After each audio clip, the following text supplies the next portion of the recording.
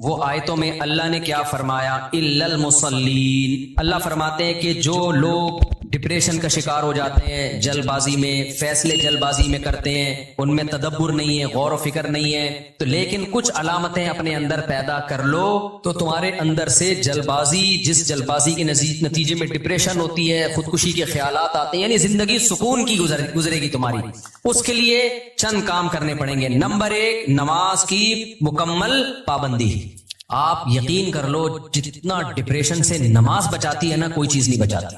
Stress اور depression کی 20 گولیاں ایک طرف، جس کا نماز میں دل لگ گیا نا، بس اس کی زندگی مزے کی بن جاتی ہے۔ اور نماز میں دل نہ لگ رہا ہو نا، کئی رکعتیں پڑھو ہمت کر کے، اصول بنا لو، جس کام میں دل نہیں لگتا نا وہ کام کرنا شروع کر دو، دل لگے گا، اور پھر ڈبل لگنا شروع ہو جاتا ہے۔ میں بہت سی مثالیں دیتا ہوں نا، دوڑا نہیں جاتا چلنا شروع کرو، چلا نہیں جاتا ہلکا ہلکا چلو، اپنے نفس پہ بوجھ ڈالو۔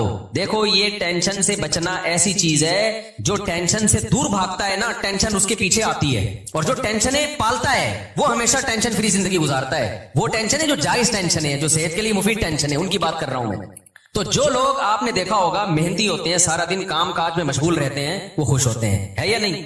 گھروں میں جو دو طرح کی خواتین ہوتی ہیں، ایک پھوڑ، نہ کام نہ کاج، کچن گندا پڑا ہوا ہے، واش روم پیمپر بچے کے اتارے یوں پھینک دیے۔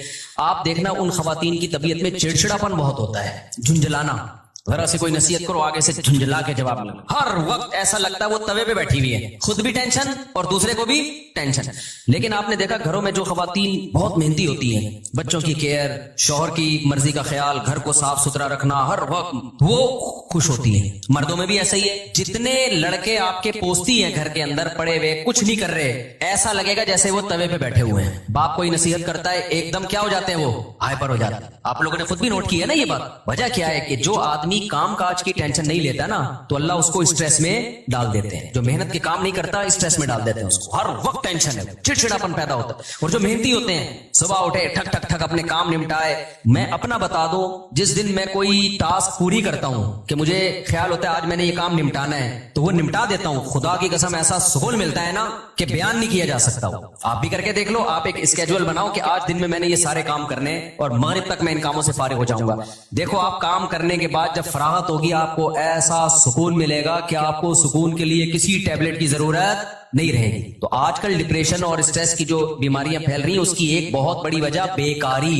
بس ہر آدمی چاہتا ہے میں لائف کو انجوائے کروں، یوں کر کے بیٹھا رہوں، انجوائے کروں، پھر ٹک ٹاک دیکھتا رہے گا اور گھماتا رہے گا، دیکھ یہ والا دیکھ لیا، یہ والا دیکھ لیا، ہوتے ہوتے لاشعوری طور پر وہ آپ کے دماغ کو اندر سے ڈیمیج کر رہا ہے، آپ کو پتا بھی نہیں ہوتا۔ اس میں سیاسی خبریں آ رہی ہیں، کوئی دوسرے کو گالی، وہ اس کو گالی، وہ فلانا ایسا، وہ ڈمکانا ایسا، کارٹون بنا کے سیاسی لیڈروں کے مذاق۔ آپ کو پتا نہیں ہوتا کہ یہ چیز آہستہ آہستہ آپ کے دماغ کو کیا کر رہی ہے، ہلکا ہلکا ڈیمیج۔ تو نماز انسان کے کا شیڈول بنا دیتی ہے۔ ہم نے جتنے بڑے لوگوں کو دیکھا ہے، وہ کیا کر رہے ہوتے ہیں، وہ اپنے ٹائمنگ کیسے فکس کرتے ہیں۔ کافر کیسے کرتے ہیں، 8 بجے یہ کرنا ہے، 9 بجے یہ، 10 بجے یہ، شام 4 بجے یہ۔ نمازی کیا کرتا ہے، فجر کے بعد کی یہ روٹین، فجر سے پہلے کی یہ روٹین، ظہر کے بعد کی، بولو نا یار، یہ روٹین، عصر کے بعد کی یہ روٹین، عصر سے پہلے کی یہ روٹین، مغرب کے بعد کی۔ اور یہ جو نمازوں کے ٹائم ہے نا، کمال کی بات پتہ ہے کیا ہے، یہ نیچرل ہے، گھڑی نیچرل نہیں ہے۔ نہیں آئی بات، سورج جب نکلتا اور غروب ہوتا ہے نا، تو فطری طور پر انسان کی باڈی کے اندر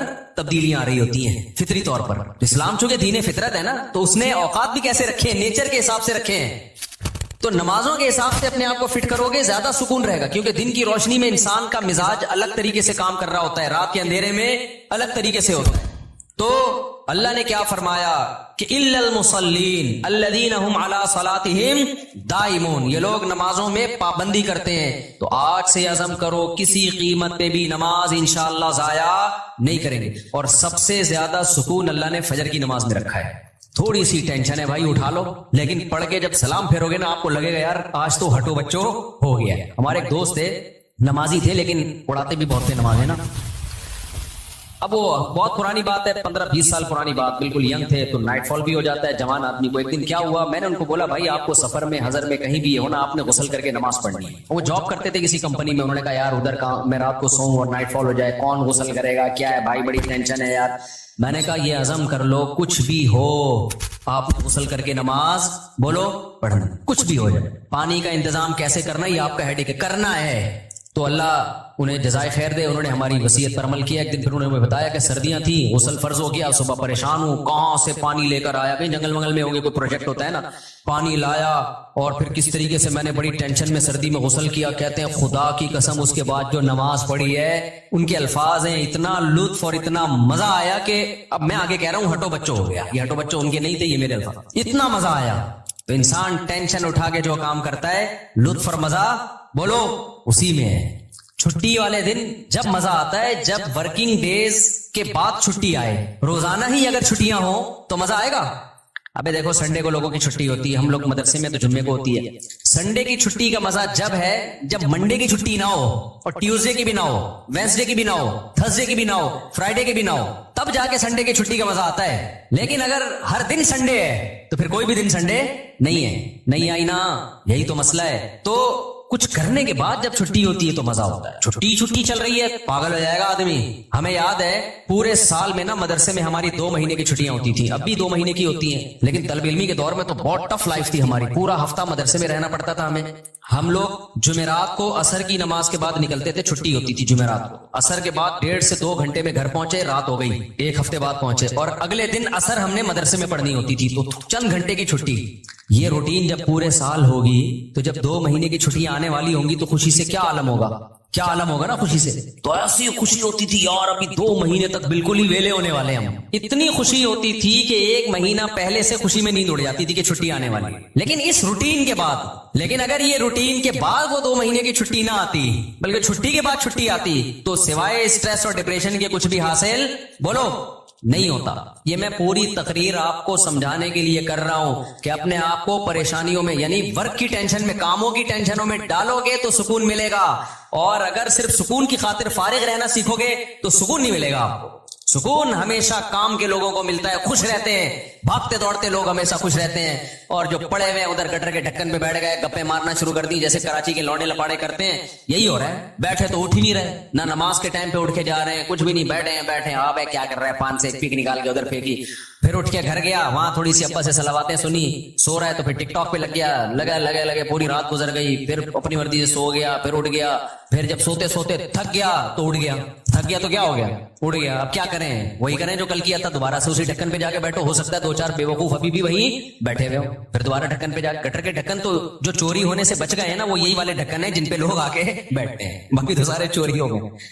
اب حضرت مفتی تقی عثمانی صاحب کی عمر ماشاءاللہ کافی ہو گئی ہے, لیکن صحت عمر کے لحاظ سے بہت اچھی, حالانکہ اتنی بزی اور اتنی ٹف لائف گزاری ہے انہوں نے. 8 گھنٹے مطالعہ کا معمول رہا ہے ایک دور میں, لیکن ہم جب بھی حضرت سے ملتے ہیں حضرت خوش طبع ہیں. تو حضرت بہت خوش مزاج ہیں, حالانکہ اتنا مصروف آدمی تو دیکھنے میں لگتا ہے خوش مزاج ہو ہی نہیں سکتا. جتنے میں نے دیکھے نا مصروف, میرے شیخ حضرت مفتی رشید احمد صاحب بہت بزی رہتے تھے. حضرت تو اتنے بزی تھے, حضرت فرماتے تھے کہ اپنی زندگی کا شیڈول ایسا بنانا چاہیے کہ ایک بوتل میں پانی بھرا ہوا ہے, بوتل میں کیا ہے, پانی بھرا ہوا, اور ڈھکن لگا دیا آپ نے. اب اس میں ایک قطرہ پانی جب جائے گا جب پرانا ایک قطرہ نکلے گا. بات سمجھ میں آ رہی ہے, ایک قطرے کی بھی جگہ نہیں ہے, ایک قطرہ جب اس میں جائے گا جب ایک قطرہ پہلے سے اس میں نکالا جائے گا. تو فرمایا اگر یہ قطرہ زیادہ قیمتی ہے تو پرانے قطرے کو نکالو, اس قطرے کو ڈالو. یہ قطرہ پرانے قطرے سے زیادہ قیمتی نہیں ہے تو اسی کو رہنے دو, لیکن ہوگا ریپلیس ہی ہوگا, نیا آئے گا پرانا نکلے گا. تو فرماتے تھے کہ اپنی زندگی, اپنے جو 24 گھنٹے کے اوقات کو اس طرح سے بوتل میں پانی کی طرح بھر دو کہ اب آپ کوئی اگر کام کرنا چاہتے ہو تو پرانا کوئی کام ڈسٹرب ہوگا تو پھر نیا کام ہوگا. نہیں آئی بات میرا خیال. جیسے ابھی جو روٹین چل رہی ہے نا پبلک کی, وہی کیا چل رہی ہے, کوئی بھی نیا کام کرنا چاہے تو کر سکتے ہیں کیونکہ پرانا کوئی کام کوئی کر ہی نہیں رہے. 10 کام مزید شروع کر سکتے ہیں کیونکہ فارغ ہی فارغ ہیں. جبکہ ہمارے حضرت کا کیا تھا کہ حضرت نے اگر کوئی نیا کام کرنا ہے نا, کوئی بھی, جیسے کسی کتاب کا مطالعہ کرنا ہے تو پہلے سے جو کام ہو رہا ہے نا اس کا ناغہ کرنا پڑے گا. تو پھر اس میں کمپیئر کیا جائے گا کہ پرانا کام زیادہ قیمتی ہے یا نیا کام. یعنی کاموں کا حرج تو ہوگا کیونکہ 24 گھنٹے مصروف ہیں تو کام کا حرج تو ہوگا, لہذا نئے کام کے لیے ٹائم نہیں ہے. نیا کام اس میں جب داخل ہوگا جب نیا پرانے سے بھی زیادہ امپورٹنٹ ہوگا.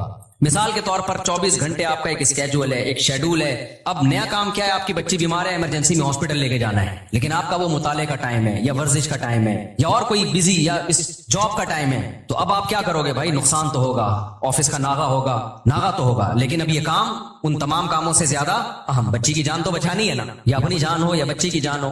تو اس طرح سے ہونا چاہیے. آپ کہہ سکتے ہیں لو بھائی یہ تو زندگی کا مزہ ہی کرکرا ہو جائے گا, 24 گھنٹے اپنے آپ کو ایسا بزی بنا کے رکھو, یہ تو انسان نہیں, یہ تو گدھا ہو گیا نا.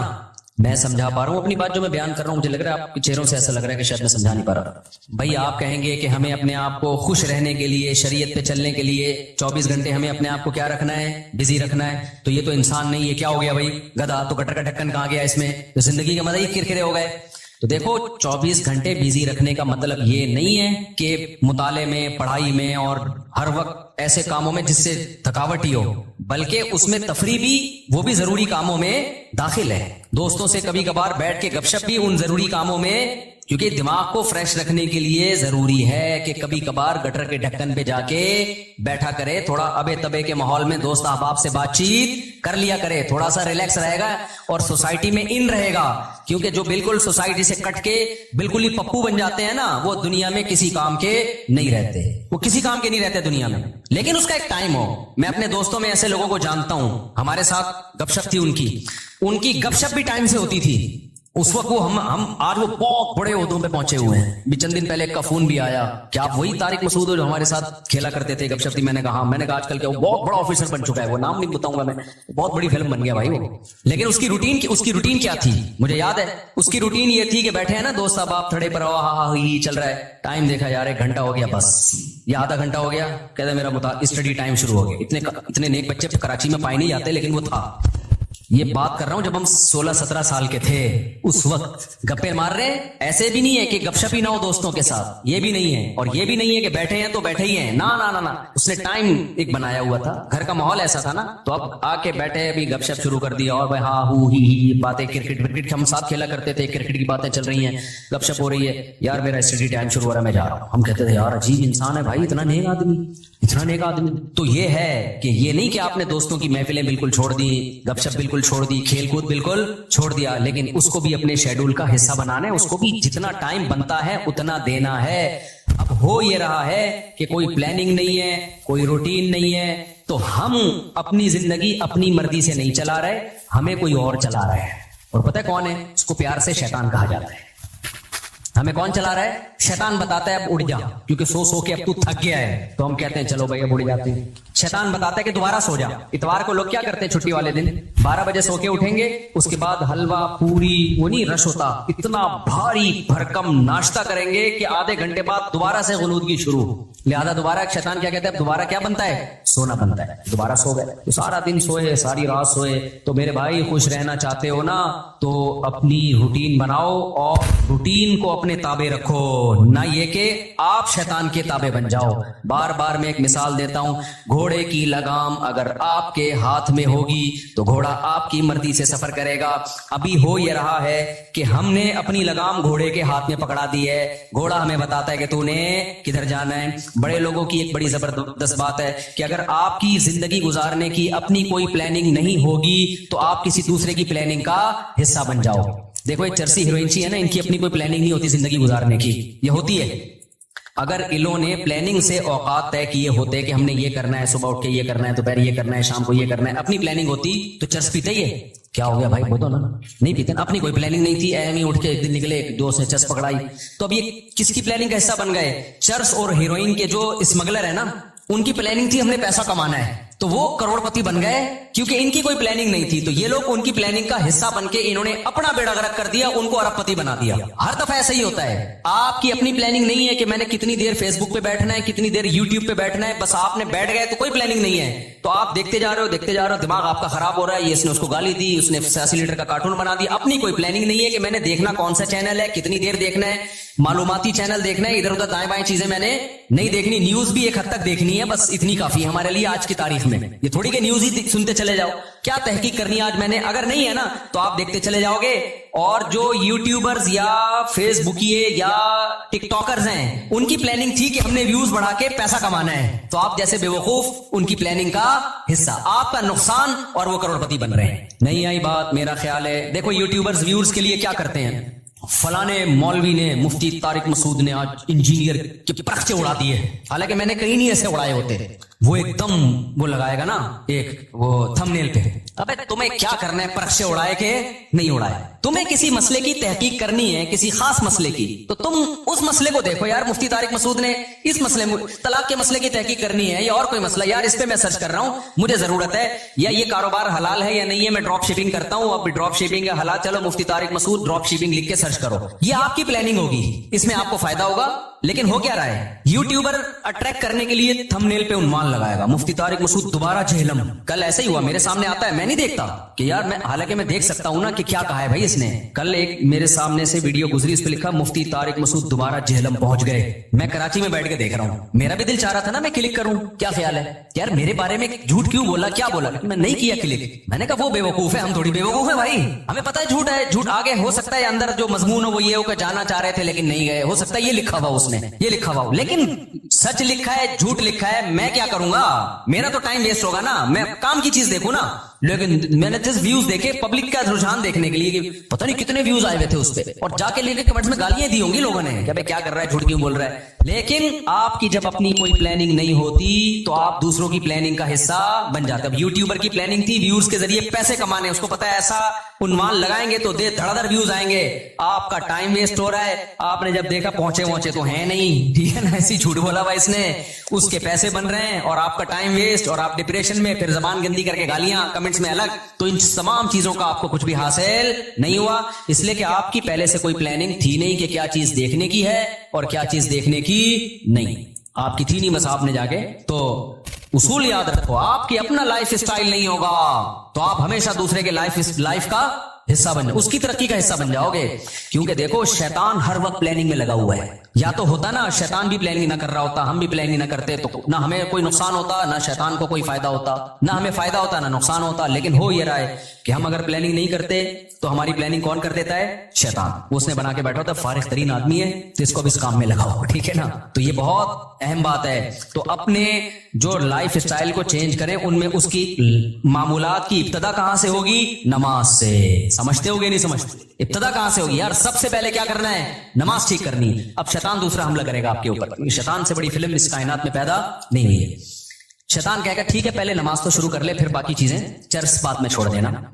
और ये जो गटर के ढक्कन पर पूरी रात बैठा रहता है, या इंटरनेट पर 6-6 घंटे बैठा रहता है, हर वक्त टिकटॉक पे बैठा रहता है, ये अगले स्टेप में, पहले नमाज, तो ना नमाज सही होगी ना अगला स्टेप शुरू होगा। ये ऐसा ही है जैसे हम कहते थे हफ्ते के दिन से हम पढ़ाई शुरू करेंगे, 1 जनवरी अगले साल की 1 जनवरी से। वो 1 जनवरी कभी आती है या 1 मुहर्रम कभी आता है, वो कभी भी नहीं आएगा। जब जनवरी आएगी ना आप बोलोगे इस्लामी साल से करूँ ना, 1 मुहर्रम से करूंगा, मैं मुसलमान हूं, मैं अंग्रेज थोड़ी हूं ना। वो 1 मुहर्रम कभी आएगा ना वो 1 जनवरी। हाफिजों को ना पहला पारा बहुत पक्का याद होता है, पता है क्यों, हाफिजों को जोश उठता है यार कच्चा होता जा रहा है, दोबारा से याद करो। तो पहले पारे से शुरू करते हैं, उसके बाद जोश ठंडा हो जाता है, फिर भूलना शुरू कर देते हैं, फिर नागे करते हैं, फिर कई दिनों के बाद ख्याल आता है यार कुरान भूलता जा रहा हूं, दोबारा शुरू करो, फिर पहला पारा। तो पहला पक्का हो जाता है, बाकी सारा ऐसे के ऐसे ही रहे।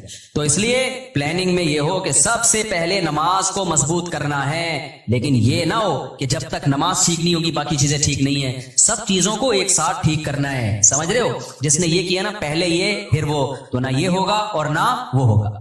और हर काम में एक्सीलेंसी पैदा करने की कोशिश तो करना है, लेकिन अगर ना हो तो उस काम को छोड़ना नहीं है, गिरते पड़ते करना है। आपने नियत कर ली, जैसे नमाजी बनना चाहते हो ना, तो नियत करनी पड़ेगी मैं 40 दिन तकबीर उला से नमाज पढ़ूंगा, एक नमाज भी मैं 40 दिन तक तकबीर उला से नहीं छोड़ूंगा, ये है एक्सीलेंसी। लेकिन अब क्या होगा, 2-4 दिन के बाद थोड़ा जोश हल्का हुआ, एक दिन तकबीर तहरीमा का नाहा हो गया, तकबीर उला का नाहा हो गया, ये नमाज का नाहा हो गया, शैतान कहेगा तेरे बस का नहीं है, अब नहीं हो सकता। शैतान से बोलो मैंने रिकॉर्ड तो बनाना ही नहीं है भाई, हो गया ना, दोबारा से शुरू कर दूं मैं, क्या ख्याल है। क्योंकि ये इंसान के साथ होता है, बहुत मुश्किल है भाई बिल्कुल एकदम से एक्यूरेट हो जाना।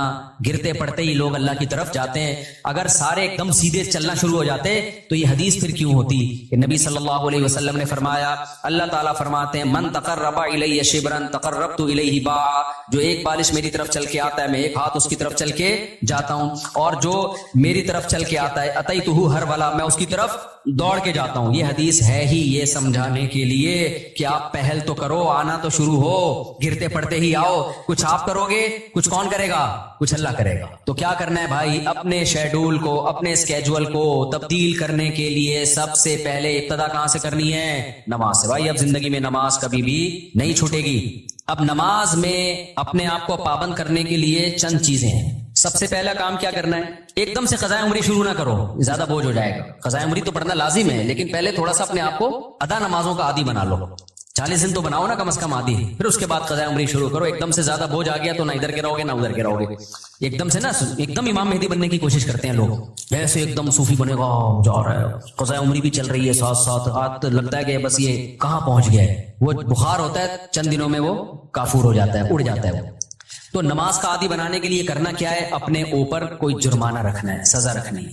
بھائی مجھ سے اگر فجر کی نماز چھوٹ گئی تو اس دن ناشتہ بولو نہیں کرو. ناشتہ اسی دن ہوگا جس دن فجر کی نماز ہوگی. سزا دو اپنے آپ کو. حکیم اختر صاحب رحمہ اللہ تعالیٰ فرمایا کرتے تھے یہ کتنی بڑی بے غیرتی ہے کہ اللہ نے کہا تھا نماز پڑھو فجر کی، آپ اللہ کا حکم آپ سے اتنا سا پورا نہیں ہوا اور صبح پراٹھے کھانے کے لیے ناشتے پہ بیٹھ جاتے. کتنی بڑی بے غیرتی ہے نا کہ اللہ کی نعمتوں سے تو پھوڑنے کے لیے آ جاتے ہیں، بس جو اللہ نے کام لگایا وہ ہو نہیں رہا. تو غیرت کا تقاضا بھی ہے، فجر گئی تو ناشتہ بھی گیا. اے اللہ ہمارے منہ سے تو نوالا اترے گا نہیں. کتنا مزہ آتا ہے صبح ناشتہ کرنے میں نا، آپ کو نہیں آتا مجھے تو بہت آتا ہے. خیر کتنا لطف ملتا ہے جب بھوک لگ رہی ہو اور انسان مزے کا ناشتہ کرے. تو یہ اللہ ہم سے کام بہت کم لیتا ہے، نعمتیں ہمیں بہت زیادہ دیتا ہے. اور اس فجر پڑھنے میں بھی ہمارا ہی فائدہ ہے، سکون ہمیں ہی مل رہا ہے، صحت بھی اچھی ہوتی ہے، جلدی اٹھنے میں آکسیجن ملتی ہے.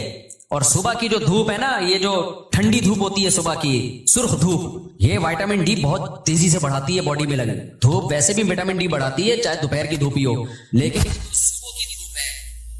جب سورج سرخ ہوتا ہے یہ والی دھوپ بہت زیادہ آپ کی باڈی کو مضبوط کرتی ہے، ہڈیوں کو مضبوط کرتی ہے. تو ہمارا ہی فائدہ اس میں. تو اپنے آپ کو نماز کا پابند بنانے کے لیے کیا کرنا ہے؟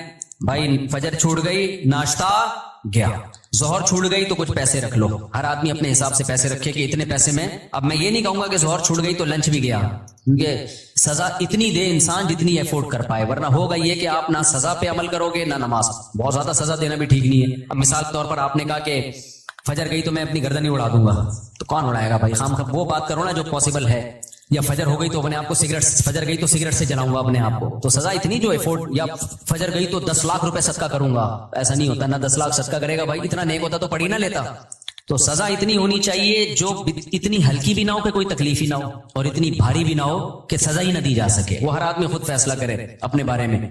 تو اور نبی صلی اللہ علیہ وسلم نے ارشاد فرمایا، دیکھو اسلام میں جتنی فضیلت نماز کی ہے کسی حکم کی اتنی فضیلت نہیں ہے. آپ صلی اللہ علیہ وسلم نے فرمایا دیکھو قیامت کے دن جب اللہ کا دربار لگے گا، ہم دنیا میں جب کوئی بڑی مجلس ہوتی ہے تو ایسی محفل میں جہاں کوئی حاکم وزیر اعظم آیا ہوا ہو، ہر ایک کی کوشش ہوتی ہے آگے. ڈاکٹر ذاکر نائک کا جب پروگرام، کتنے لوگ یار ہمیں آگے سیٹ مل جائے، ہمیں آگے سیٹ مل جائے. تو یہ تو کچھ بھی نہیں ہے بھائی. اصل تو وہ دربار ہوگا جو اللہ کا لگے گا قیامت کے دن.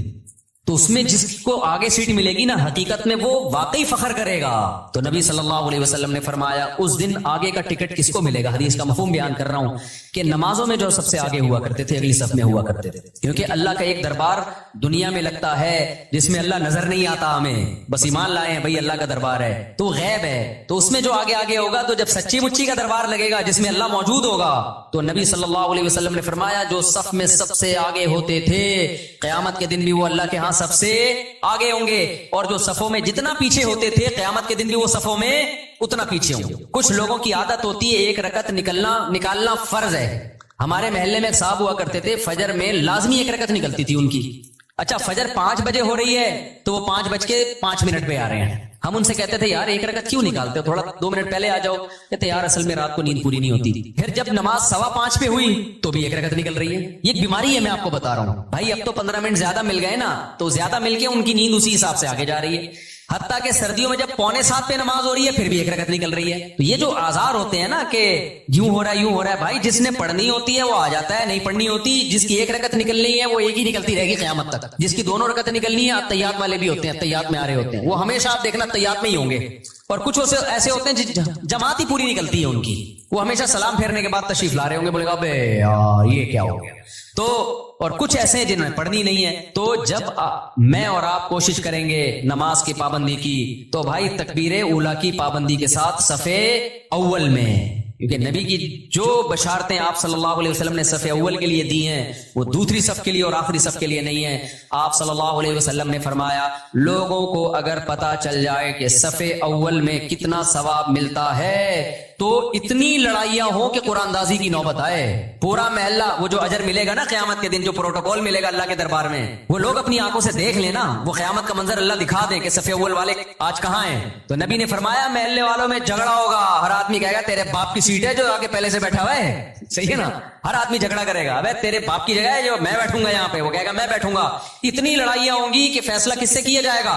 قرعہ ڈالا جائے گا. آج تو کہ ہمیں اپنی آنکھوں سے دیکھ نہیں رہے، لہذا ایسے پوستیوں کی طرح رڑتے آتے ہیں، وہ بالکل پیچھے بیٹھے. آگے جگہ بھی ہوتی ہے تو کوشش کرتے ہیں پیچھے ہی کھڑے رہیں، کیونکہ تاکہ نکلنے میں آسانی ہو، سلام امام پھیرے اور فوراً بھاگ سکیں ہم. تو وجہ اس کی ہے کہ بھائی اللہ فرماتے ہیں فلا تعلم نفس ما اخفی لهم من قرۃ اعین، کسی نفس کو خبر نہیں ہے ہم نے اپنے نیک بندوں کے لیے آنکھوں کی ٹھنڈک کا کیسا سامان چھپا کے رکھا ہے. تو جو نیک بندوں کے لیے آنکھوں کی ٹھنڈک کا اللہ نے سامان چھپایا ہے، اللہ وہ اگر دکھا دے تو میرے بھائی پھر ہمیں ان تقریروں کی ضرورت نہیں رہے گی. ہم میں سے ہر شخص کوشش کرے گا نماز میں پہلے سے آئے. اچھا جن کو پہلے آنے کی عادت ہوتی ہے نا ان کو پھر سکون ہی نہیں ملتا بعد میں آنے سے. ہم اپنی مسجد میں دیکھ رہا ہوں، مجھے یہاں 18 سال ہو گئے، 18 سال ہو گئے مجھے یہاں پہ.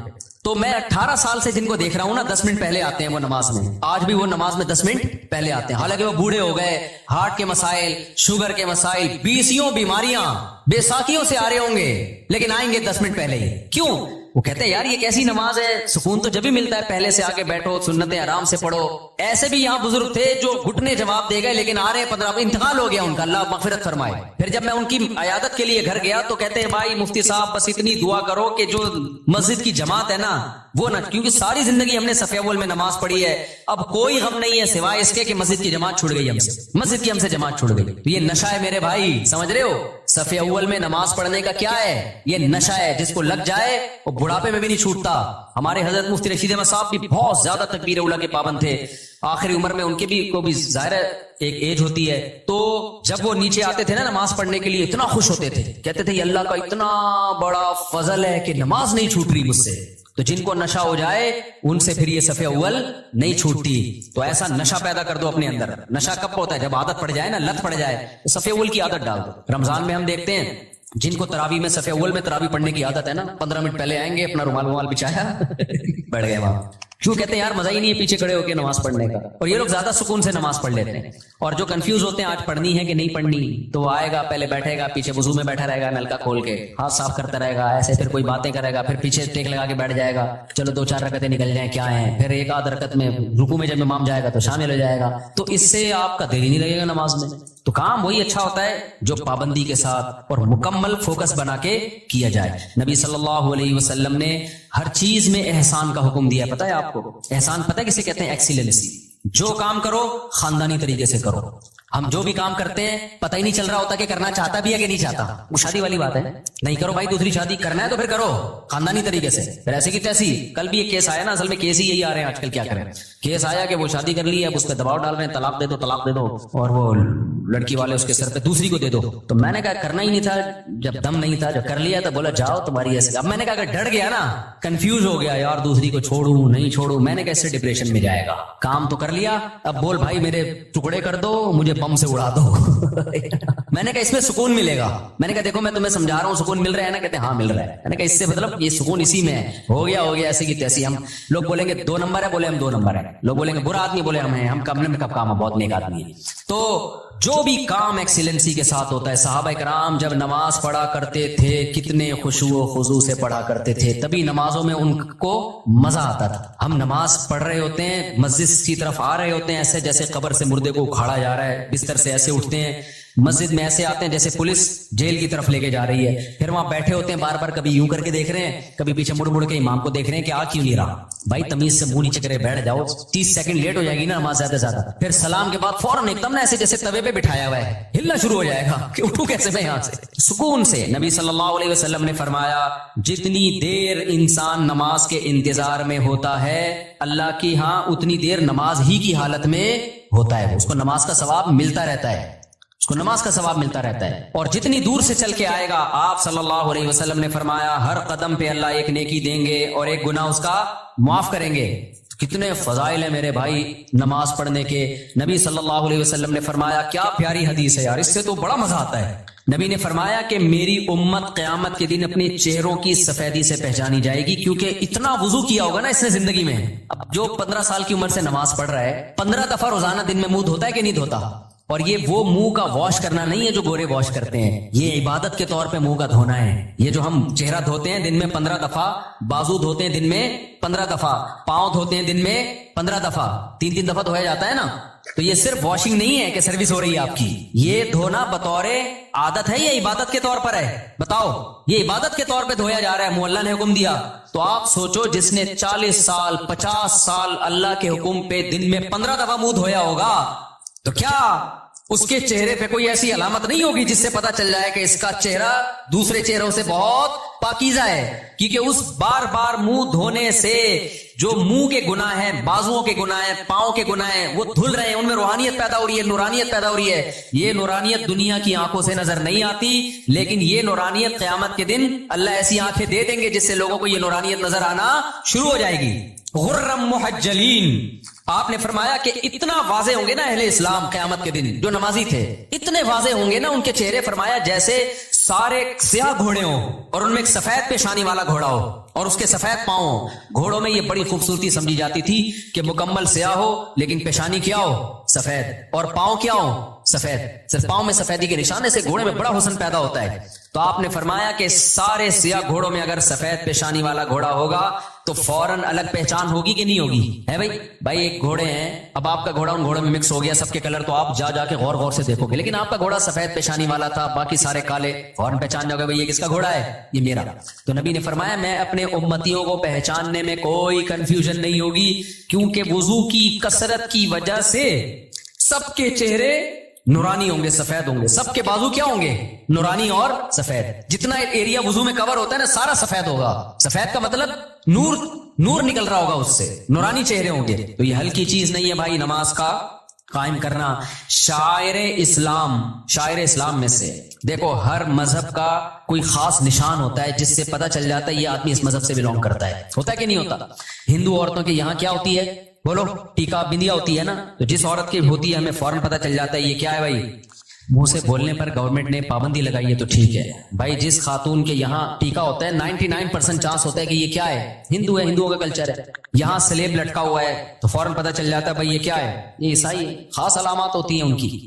اور اسی طرح یہودیوں کی ایک خاص کیپ ہوتی ہے, اتنی سی کیپ یہاں رکھی ہوئی ہوتی ہے, ماشاءاللہ داڑیاں تو ایک اچھا کام کرتے ہیں, بڑی داڑھی رکھتے ہیں, چھوٹی سی یہاں کیپ ہوگی, خاص ڈریس ہوتا ہے ان کا. پہلے تو ہمیں یہودی کہیں نظر ہی نہیں آئے تھے کراچی میں, اب دنیا میں ٹریولنگ ہوتی ہے تو بہت سارے, میں بعض دفعہ دم کروانے جانے لگا تھا, میں نے کو لگ رہا ہے بخاری کے کوئی استاذ بیٹھے ہوئے, اتنے داڑھی کی وجہ سے ویسے چہرہ تو نورانی ہو ہی جاتا ہے, اتنی بڑی بڑی داڑھی. امریکہ میں اور کینیڈا میں تو جاپان میں بھی میں نے دیکھے, تو میں سمجھا کہ کوئی بخاری پڑھانے والے مدرسے کے استاد ہیں, میں نے کہا جا کے دم کراتا ہوں. انہوں نے کہا رکھ کے چماڑ لگے گا, دم دیا بھائی یہ یہودی.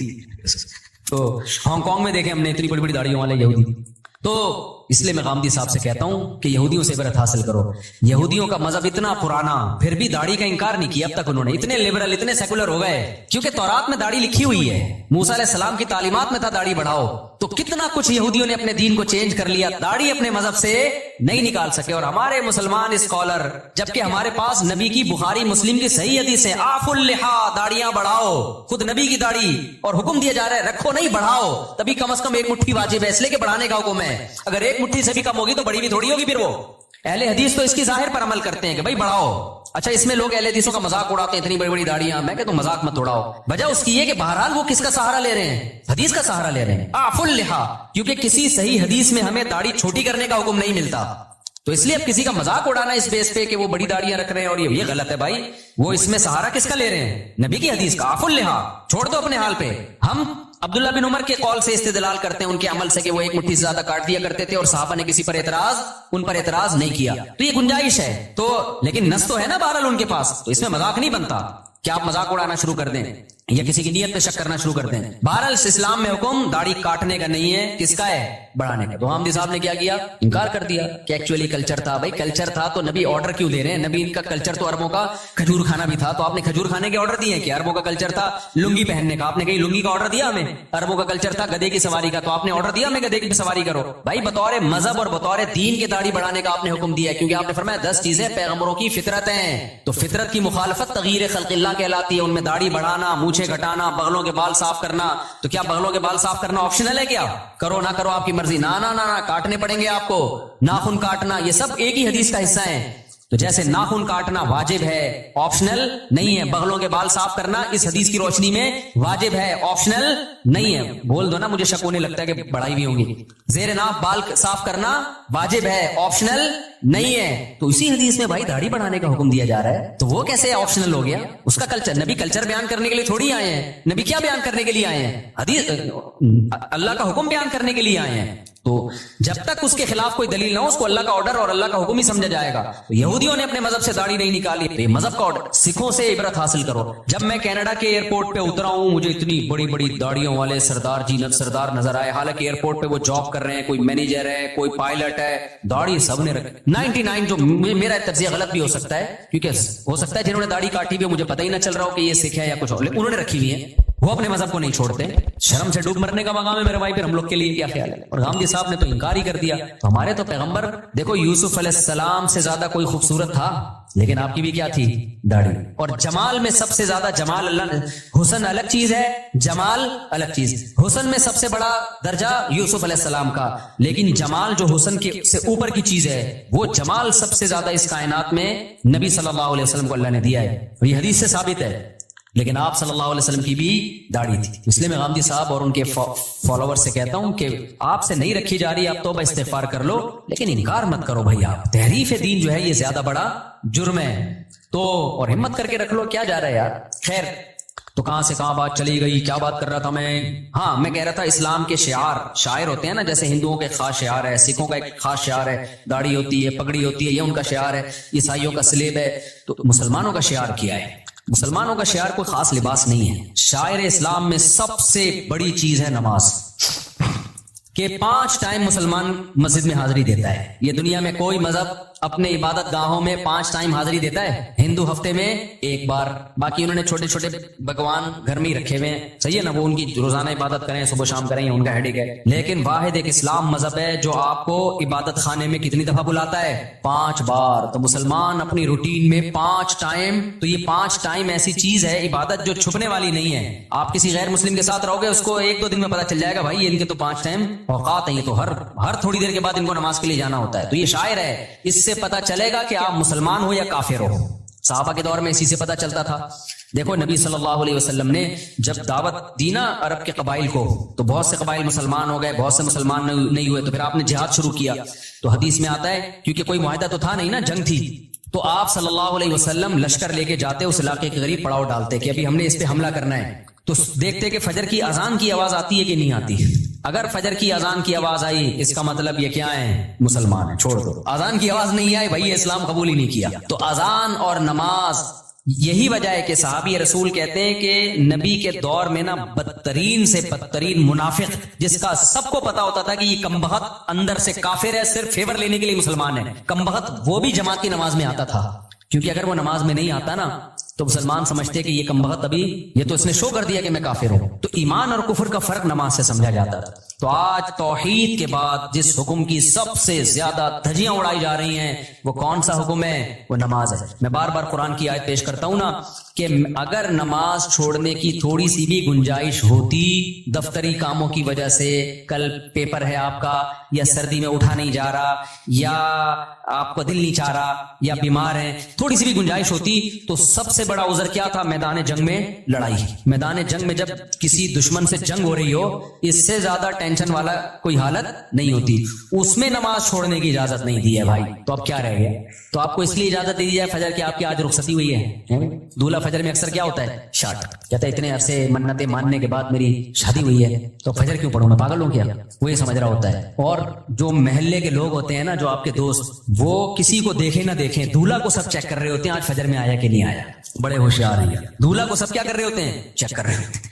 ایک بندے کی ہمارے دوست کی شادی ہوئی, وہ کبھی بھی فجر میں نہیں آتا تھا, شادی ہوئی تو پہنچ گیا اور آدھا گھنٹہ پہلے سے آ کے بیٹھا ہوا ہے. میں نے کہا یار تم تو ویسے نظر کبھی نہیں آئے, نماز پڑھتا تھا لیکن جماعت نکل جاتی تھی, نماز پڑھتا تھا مگر جماعت نکل جاتی. میں نے کہا یا تو پورے سال پڑھ رہے ہوتے, اس سال اس رات کو بھی آ جاتے, ہم کہتے چلو یار ہمت کی اس نے, پورے سال کبھی میں نے آپ کو مسجد میں دیکھا نہیں, یعنی نماز پڑھتا تھا جماعت کے بعد آ کے, اور آج آپ آدھے گھنٹے سے آئے ہوئے ہو. کہتے یار سویا ہی نہیں ہوں. تو میں نے کہا نیند ہی نہیں آئی خوشی سے, نا خوشی سے نیند آئی نہیں ہے. تو اب میں نے کہا چلو آج پہلی دفعہ جماعت سے نماز پڑھ کے ریکارڈ کریں گے. تو میں نے کہا میں تو آپ کو بہت نیک سمجھ رہا تھا, لیکن خیر یہ بھی غنیمت ہے. تو یہ شروع میں ہوتا ہے, خوشی سے نیند نہیں آتی, اس کے بعد کنواروں کو دیکھ دیکھ کے روتا ہے کہ کیسی گہری نیند سوتے ہیں یار, یہ کتنے گھوڑے بیچ کے سوتے ہیں, کوئی ٹینشن نہیں ہے. خیر تو بھائی آج سے عزم کرتے ہو کہ نہیں کرتے؟ سفر ہو, حضر ہو, لڑائی ہو, جھگڑا ہو, پہلے سے پلاننگ کرنی ہے, کیونکہ قرآن نے نماز پڑھنے کا حکم نہیں دیا. یحافظون, حفاظت کا مطلب جس چیز کی حفاظت کرنی ہوتی ہے پہلے سے پلاننگ کرنی پڑتی ہے نا, یا اینڈ ٹائم پہ کرتے ہو.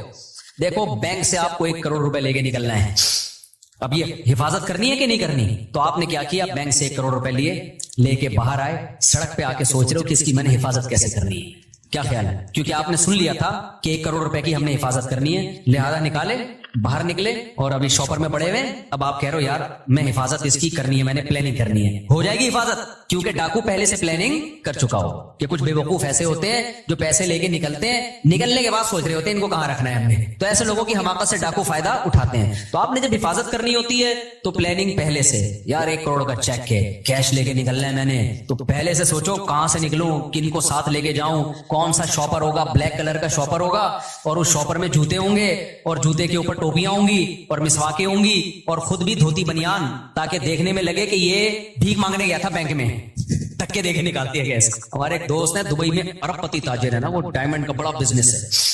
وہ لوگ ڈائمنڈ لے کر آتے ہیں افریقہ سے, افریقہ میں ڈائمنڈ نکلتا ہے نا, وہاں بڑی لڑائی ہے, اتنے سے ڈائمنڈ کروڑوں روپے کا ہوتا ہے. میں نے کہا لاتے کیسے ہو؟ کہتے ہیں بھائی بڑی محنت کرنی پڑتی ہے, ہم جاتے ہیں, حالانکہ اتنا بڑا تاجر ہے وہ دبئی میں, اس کی بہت, میں نے جا کے دیکھا اس کا بزنس نا. تو کہتے ہیں ہم ایسے جاتے ہیں افریقہ کے جہاں پر یہ ڈائمنڈ نکلتا ہے نا, ہم دھوتی پہنتے ہیں, اوپر پھٹا ہوا بنیان, ایسے لگتا ہے کہ بیچارے کو 2 ٹائم سے کھانے کو روٹی نہیں ملی. کہہ رہے ہیں ایسے جا رہے ہوتے ہیں خراما بالکل غریبوں والا, لوگ سلام کر رہے ہوتے ہیں, ہو سکتا ہے کوئی 5 روپے ڈال دیتا ہو جیب میں, یار یہ میری طرف سے, منہ بھی ایسا بناتے ہیں کہ لگے کہ کبھی کھانے کو ملا ہی نہیں ہے اس کو. اور کہتے ہیں جو اگلا ہوتا ہے نا, جو ہمیں ڈائمنڈ دیتا ہے, وہ بھی ایسا ہی ہوتا ہے, اسے دیکھ کے بھی کوئی یہ نہیں کہہ سکتا کہ اس کی دھوتی میں ڈائمنڈ رکھا ہوا ہے. ایسے کہتے ہیں پارسل ہوتا ہے, وہاں سے آتا ہے, یہاں سے لیا کسی کو, کیونکہ اگر یہ جائے نا لینڈ کروزر میں بیٹھ کے 3 پیس سوٹ اور ٹائی میں, تو ڈاکو کو پتا چل جائے گا کہ یہاں خربوزے خریدنے نہیں آیا ہے. صحیح ہے نا؟ تو پلاننگ پہلے سے کرنی پڑتی ہے جب چیز قیمتی ہوتی ہے. بینک سے پیسے لینے تو پہلے سے پلاننگ, یار یہ کیش اماؤنٹ لے کے نکلوں گا کیسے, میں کون سے راستے سے جانا ہے, کس گاڑی میں جانا ہے. اور سونے کے تاجر جو میرے جاننے والے ہیں وہ ایسے ہی کرتے ہیں, وہ کہتے ہیں ہم پھٹپٹی سی بائک, اب ایسا نہ ہو ڈاکو پھٹپٹی بائکوں کو لوٹنا شروع کر دیں اس چکر میں. کہہ رہے ہم جب زیادہ گولڈ لے کے جانا ہے, پٹپٹی سی بائک ہوتی ہے اور بالکل ہی ایسے ہولیا ہوتا ہے, جا رہے ہوتے ہیں, کوئی بھی نہیں روکتا ہمیں. تو کیا ہوتا ہے, یہ نماز کی بھی حفاظت کے لیے پہلے سے پلاننگ کرنی پڑے گی. اب سفر ہے آپ کا, ٹرین میں جانا ہے, جہاز میں جانا ہے, پہلے سے بھائی نماز کیسے پڑھوں گا. اب جیسے میرا سفر ہوتا ہے نا, تو میں کیا کرتا ہوں, عصر کی نماز اگر ایئرپورٹ پہ ہے, مجھے پتا ہے مغرب جہاز میں ہوگی, تو بھائی جہاز میں وضو کرنا بڑا مسئلہ ہے, تو واش روم سے پہلے فارغ ہو جاؤ, عصر کا وضو مغرب میں چلانا ہے. اب پلاننگ پہلے سے نہیں ہوگی تو عصر کا وضو کر کے نماز پڑھ کے بیٹھ گئے, تھوڑی دیر میں پیشاب آنا شروع ہو گیا. اب جہاز میں اٹھ کے جانا, پھر واش روم یوز کرنا, پھر وضو کرنا, آسان کام نہیں ہے بھائی. بعض دفعہ وہ اٹھ رہی, سیٹ بیلٹ لگا کے بیٹھو بھائی جہاز میں, جہاز ان ٹربل, صحیح ہے نا, یا ابھی سیٹ بیلٹ کھولنے کا آرڈر ہی نہیں آیا تو نماز قضا ہونے کا خطرہ ہوتا ہے. پھر کتنے بج کے کتنے منٹ پہ جہاز میں نے بتایا تھا نا, ایک حلال ٹرپ کے نام سے ایک ایپ آئی ہے. اچھا, اس پہ لوگوں کے کمنٹس تھے کہ مفتی صاحب کو حلال ٹرپ والوں نے پیسے دیے ہوئے ہیں. اللہ کی قسم اٹھا کے بولتا ہوں, حلال ٹرپ کے فرشتوں کو بھی خبر نہیں ہے. صحیح, نہ اس کمپنی نے مجھے 1 روپیہ بھی نہیں دیا, نہ میں نے ان سے پوچھا. مجھے تو چونکہ وہ ایک اچھی ایپ لگی, بھائی نماز ضائع ہونے سے بچانے کے لیے نمازوں کی ٹائمنگ جہازوں میں اس سے پتہ چل جاتی ہے, اس لیے میں نے بتا دیا. تو اگر وہ اس سے ایگریمنٹ کرتے نا تو میں تو اناؤنسمنٹ کرتا ہی نہیں, پھر کیونکہ پھر میرے اوپر سوالیہ نشان ہوتا, میرا اپنا ضمیر ملامت کرتا, بھائی تو پیسوں کے چکر میں